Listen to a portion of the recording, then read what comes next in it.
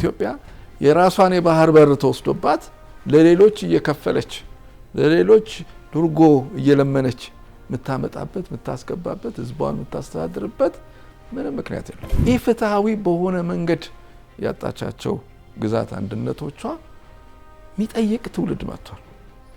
ይሄንን ማስከበር የሚፈልግ ትውልድ መጥቷል። ይሄን ጉዳት ይሄን መከራ ሊያስተካክል ቁርጠኝነት ይዞ የመጣ ኃይል መጥቷል። ብሔራዊ ጥቅም ሊረጋገጥ የሚችለው ብሔራዊ ጥቅም የሚረጋገጠው ብሔራዊ አንድነታችን ብሔራዊ መግባባትን ማስፈን ስንችል ስለሆነ ይሄም አንዱ ወሳኝ ነገር ነው። የኢትዮጵያ ብሔራዊ ጥቅም ለማስጠበቅ የምትከተለው መሪ አላት። ያ መሪ ምንድነው የሚለው አንደኛው ስትራቴጂክ ዶክትሪን የሚባለው ነው። ስትራቴጂክ ዶክትሪን እና አንዳንድ ኢትዮጵያ እንደ ቀይ መስመር አላት። ስትራቴጂክ ዶክትሪን አንዳንዶቹ እንደ ቀይ መስመር ያላት ምንድነው ካለ የዋህደነትን እንደ ወሳኝ ሀገራዊ ጥቅም ነው የምትመለከተው ሀገራችን ኢትዮጵያ። እነዚህ ትልልቆቹ ጉዳዮች ትውልድ ማይደራደርባቸው ብሔራዊ ጥቅም ማለት ማንደራደርበት ማለት ነው።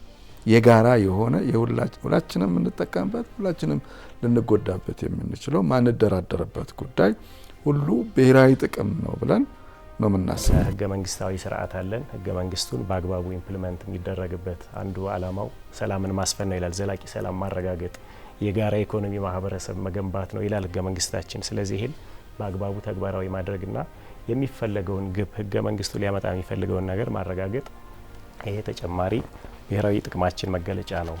የኢትዮጵያ የወደፊት ተስፋዋ የአርሶ አደሮቿ፣ የነጋዴው፣ የወጣቶቹ የነገ ማንኛውም ከነዚህ ከሁለት ውሃዎች ይቀዳል። አሁን ይሄ አንዱ እዛ ጋር በደንብ መታየት ያለበት የኢትዮጵያ የወደፊት እጣ ፋንታዋ ከቀይ ባህር ፖለቲክስ ከሁለቱ ከአባይም አንድም ከአባይ ነው፣ ሁለተኛውም ከቀይ ባህር ነው። ከቀይ ባህር ፖለቲካ በተለይ እንውጣ እንኳን ብንል አንችልም።